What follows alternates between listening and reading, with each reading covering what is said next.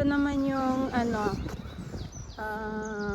pag tiningnan mo sa malapit, parang siyang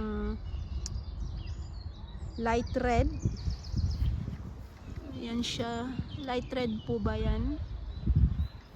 Pero pag medyo nasa malayo ka, parang siyang nagpipink. Yan po siya, red siguro. Yan, light red nga siya.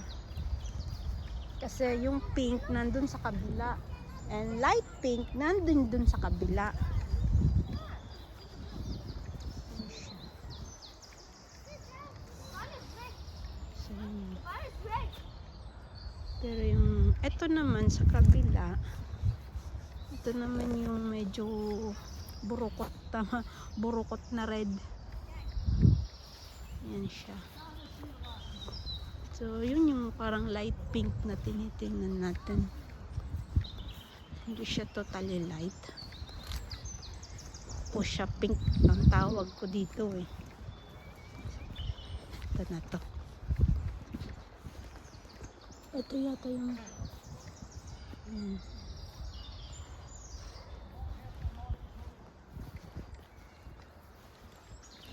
yan siya. Maganda din po siya, no?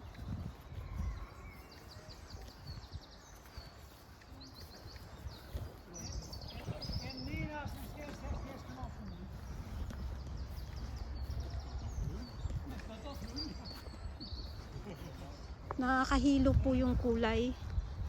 Kung iisipin mo, nahihilo ako sa kulay. Kung iniisip ko yung mga kulay ng mga bulaklak, parang ako yung na-stress. Akala ko, sa una nakakananggal ng stress. Na-stress ako kasi sa dami ng kulay. But ano lang yan. Ganda po kasi eh. Ito lang yung nagagandahan na nai-stress. Maganda po, di ba?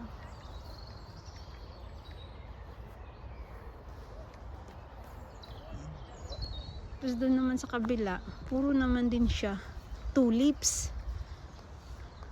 Daming tulips.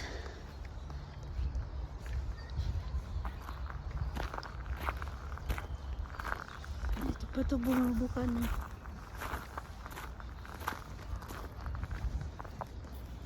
Ito maganda siya. Combination niya, red and meron siyang pink. Parang wala akong nakitang kulay na blue. Nandun pala sa kabila yung mga blue. Ito oh. Ang ganda dito.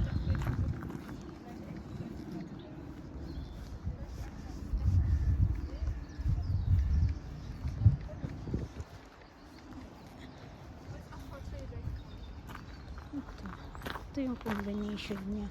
Hindi pa siya bumubukan.